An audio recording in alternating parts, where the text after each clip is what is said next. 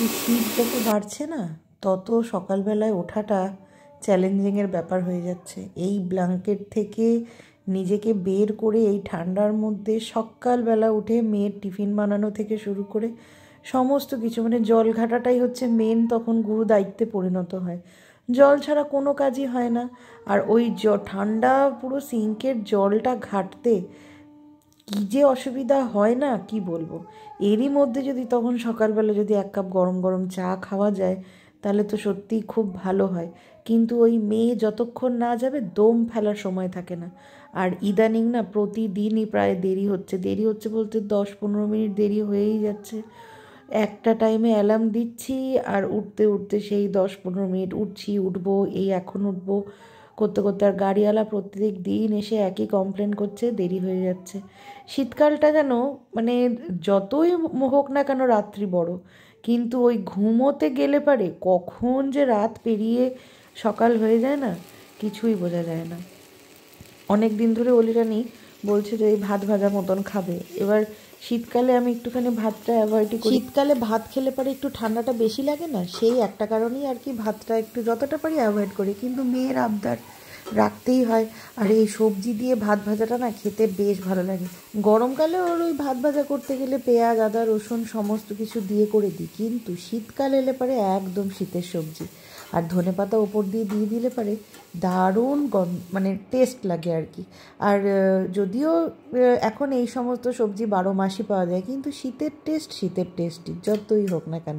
আর ওপর দিয়ে যদি একটু ম্যাগি মশলা ছিটিয়ে দেওয়া যায় না দারুণ লাগে। ম্যাগি মশলা আর গোলমরিচের গুঁড়ো খেয়ে দেখবেন একবার গরম গরম, তাহলেই বুঝতে পারবেন। আর একটু ঠান্ডা পড়লেই ব্রকলি উঠবে, আর ব্রকলি উঠলে পারে তো কোনো কথা হবে না। একদিন ব্রকলি রাইস বানাবো আর তার সাথে ভুনা চিকেন বানাবো।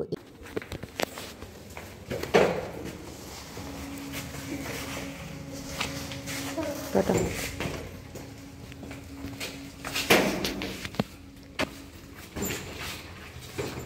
সেই কোন সকালে উঠেছি আর সেই চা খেতে খেতে আমার 8:30 বেজে গেল। আজকে অলিরানিকে স্কুল পাঠিয়ে ঘরের সমস্ত কাজ সেরে স্নান পুজো সমস্ত কিছু করে একবারে চা বসালাম। একটু বেরোবো বলতে একটু আসানসোল যাব। কালকে রাত অবধিও ঠিক হয়নি, হুট করেই আর কি সকালবেলা ঠিক করলাম যে একটু যাব, আমি আর মিস্টার দাস যাব। Good morning, welcome back to my channel. আজ সকাল থেকে না খুব ব্যস্ত ছিলাম, একটু বেরোলাম। এই যে एसआईपी ना एसआईएस निकले वाले छात्रों को राजनीति से दूर रहना चाहिए। पढ़ाई लिखाई में ध्यान लगाओ, आईएएस बनो और देश को বুঝতে পারলেন আমার অবস্থাটা মানে কোন লেভেলে গিয়ে ঠেকেছে। বাড়ির থেকে বেরিয়ে গেছি, মিস্টার দাস এখন ওই এসআইপির ফর্মটা এখানে জমা দিচ্ছে, আর এই দিকে দেখুন দুটো বাচ্চা কী সুন্দর জীবনযাপন কাটাচ্ছে এরা। আমার না ওদেরকে মানে মিস্টার দাস ওদিকে কাজ করছে আর আমার মনটা ঠিক ওদের দিকেই পড়েছিল। একবার যদি ওদের মতন জীবনটা ফিরে পেতাম আর বড় হতাম না। বিশ্বাস করুন আমি না সত্যি এখন আর ভাল লাগে না এই জীবনটা কাটাতে, না মেয়ের মা হতে ইচ্ছা করে না সংসার চালাতে ইচ্ছা করে। এই ঠান্ডাকালে সকালের রোদটা কিন্তু বেশ ভালো লাগে, তাই না? আর ওই যে দেখুন 4তলা কোয়ার্টারগুলোর অপোজিটেই আমার কোয়ার্টারটা ছিল। বাচ্চাদের জীবনটা সত্যি খুব সুন্দর একটা জীবন, না চিন্তা না ভাবনা না কম্পিটিশন না কিছু। আমি যখন ক্লাস 7-8-এ পড়তাম তখন মনে হতো যে কবে স্কুল শেষ হবে, কবে কলেজে যাব, কবে বড় হব। আর এখন মনে হয় যে কেন এত তাড়াতাড়ি বড় হয়ে গেলাম। এটাই হয় বলুন, যে জীবনটা চলে যায় সেটা আর ফেরে না। সময় থাকতে আমরা সময়ের গুরুত্ব দেওয়াই ভুলে যাই, আর সময় যখন পেরিয়ে যায় তখন মনে হয় যে ইস কেন হলো না। যাই হোক, ওইদিকে এসআইপির কাজ কমপ্লিট করে আমরা বেরোলাম। এখন ওই 9:30টার বাসটা ধরলাম, আসানসোল যাচ্ছি। আজকে বাসের অবস্থাটা ঠিক এরকম। প্রথম অবস্থায় ভিড় ছিল না, কিন্তু পরে গিয়ে ভালোই ভিড় হয়েছিল। না খুব যে আহামরি চ্যাপ্টাচেপ্টি ছিল সেটা নয়, কিন্তু ভালো ভিড় ছিল। সিট ছিল না, কিছু মানুষ দাঁড়িয়ে গেছে, আবার কিছু মানুষ অল্টারনেট করে বসে গেছে। আমি ভাবছিলাম যে আমার চুলটার অবস্থাটা কেন এরকম হয়ে গেছে। হ্যাঁ, যতই সেট করি না কেন ওই বছর চুলটা কাটার পরে না মানে বড় চুল রাখার ইচ্ছে ছিল না, ছোট চুল রাখার খুব ইচ্ছে ছিল, আর ছোট চুল রাখাতে এখন ট্যাকেল করাটা চ্যালেঞ্জিংয়ের ব্যাপার হয়ে। ওকে, আমরা বাস থেকে নেমে গেছি। আর সত্যি বলতে না আসানসোল জায়গাটা আমার একদম ভালো লাগেনি। দুর্গাপুরটা তাও যথেষ্ট ভালো, দুর্গাপুরেও ঘিঞ্জি, কিন্তু আসানসোলটা যেন মানে এত ঘিঞ্জি মানে একদমই ভালো লাগে না। আসানসোলের এরিয়াটা অনেকটা বড় এরিয়া, অনেকটা মানে কেমন যেন। আর সত্যি কথা বলতে না আমি এখনও অবধি আসানসোলটা পুরোপুরি চিনে উঠতে পারিনি। দুর্গাপুরে আমি একা একা যাই, একা একা গিয়ে কাজ সেরে আসি, হ্যাঁ সেটা আমার হয়ে যায়, চেনা জানাটা অনেকটাই হয়ে গেছে। কিন্তু আসানসোল যতবারই আসি না কেন ততবারই যেন মানে সেই হাজারদুয়ারির মতন, এদিক দিয়ে বেরোলাম ওদিক দিয়ে বেরোলাম, মেন দরজাই খুঁজে পাই না, সেই ভুল ভুলাইয়া টাইপের।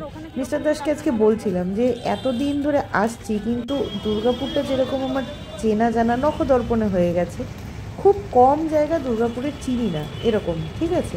রানীগঞ্জটাও মোটামুটি, রানীগঞ্জেরও টুকটাকটা চিনি, কিন্তু আসানসোলটা আমি সত্যি এখনও অবধি চিনে উঠতে পারলাম না। এদিক থেকে ওদিক থেকে যদি মানে নিয়ে গিয়ে যদি আমাকে ছেড়ে দেয় না আমি সত্যিই হারিয়ে যাবো।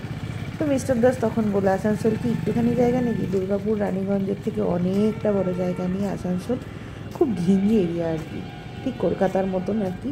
ওই জন্য আমার একদম ভালো লাগে না। আর অতিরিক্ত ঘিঞ্জি জায়গা, অতিরিক্ত জনবহুল এলাকা না আমার একদম ভালো লাগে না। কাই কিচিরমিচির সারাদিন বাস, টোটো, অটো, গাড়ির আওয়াজ, অস্বস্তি লাগে। মন্ডল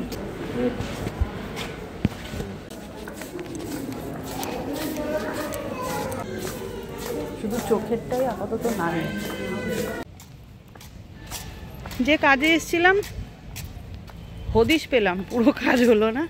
আর এখানে না সাইডে অপরাজিতা গাছের ডাল পেলাম, ছিঁড়ে নিয়ে গেলাম। আমার অনেক দিনের শখ একটা বাড়িতে অপরাজিতা গাছ পুঁতবো, দেখি এটাকে বাঁচাতে পারি কিনা।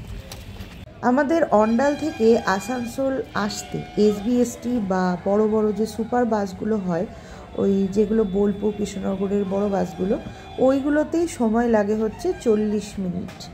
আর যদি ওই তার থেকে মানে ছোটো বাসগুলোয় চাপানো যায়, যেগুলো এক্সপ্রেসের মতন চলে আর কি, নর্মাল বাস, সেইগুলোতে আসতে লাগে পাক্কাপাক্কি 1 ঘন্টা থেকে 1 ঘন্টা 10 মিনিট। তো আমরা বেরিয়েছিলাম ঘরের থেকে 8:30। তারপরে এসআইপির কাজ সেরে ওই দিক থেকে এসে সমস্ত কাজ কমপ্লিট করতে করতে বেলা বেজে গেছে 11:30। পেটে তো পুরো ছুঁচো ডন দিচ্ছিল।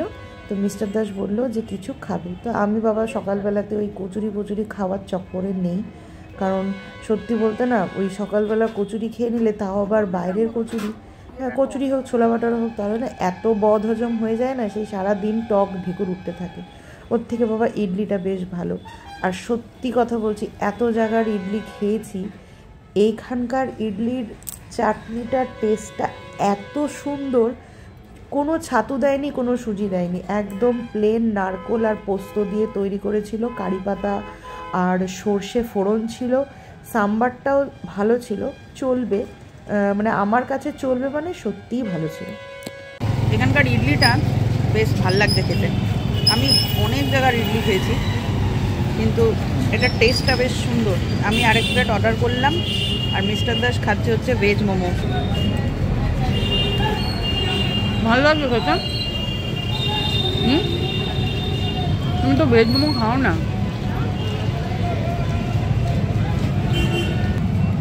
দেখি একটা খেয়ে।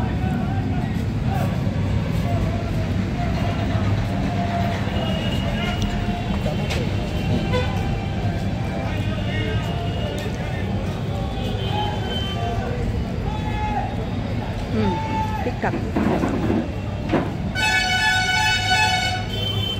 এখানেও আদা দিয়েছ।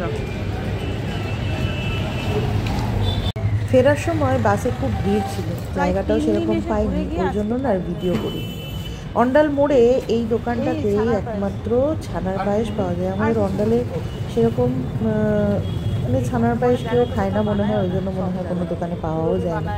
ওই জন্য নিয়ে নিলাম গুড়ের ছানার পায়েস আর কি। আর এই দোকানটার হদিশ আমাকে জয়শ্রীদি দিয়েছিল। হ্যাঁ, জয়শ্রীদি আমাকে বলেছিল যে এই দোকানেই একমাত্র ছানার পায়েস পাবি। আমিও নিয়ে নিলাম 2 প্লেট মতন গোপুবাবুদের জন্য, শীত পড়ে গেছে তো। ওকে, এখন কি বলবো? গুড নাইট বলবো না গুড ইভিনিং বলবো? কি বলবো? রাতের খাবার নিয়ে বসেছি, অলিরানি খাচ্ছে আর আমিও বসেছি। মিস্টার দাস নাইট যাবে, ও বসেছে।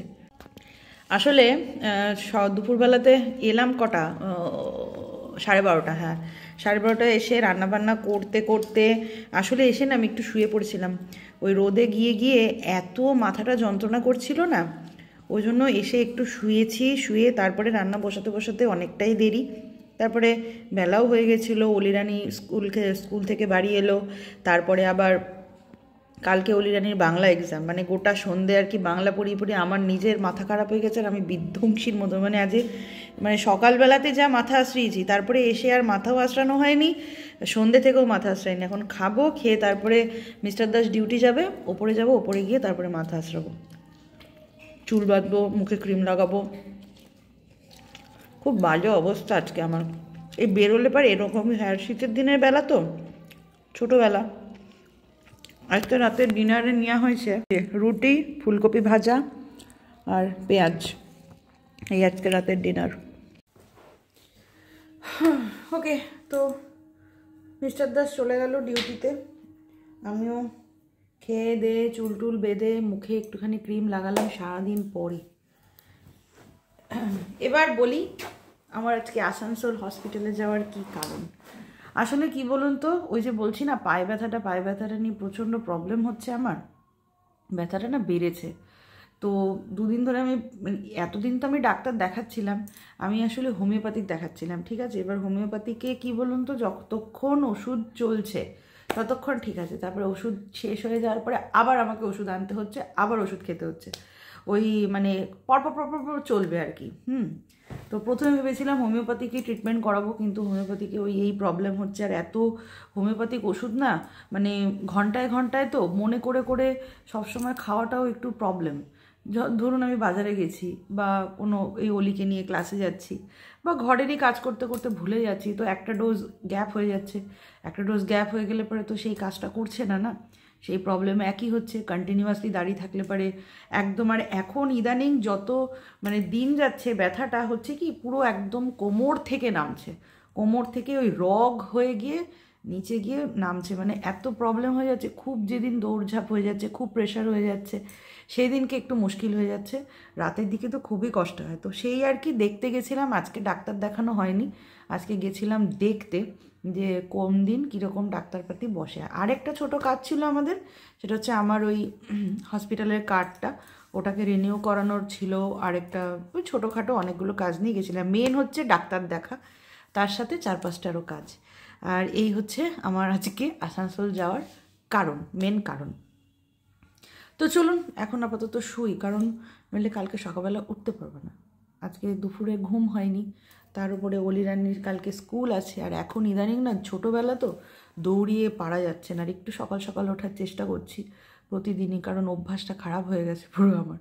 তো চলুন আজকের জন্য গুড নাইট, টাটা, কালকে সকালে কথা হবে।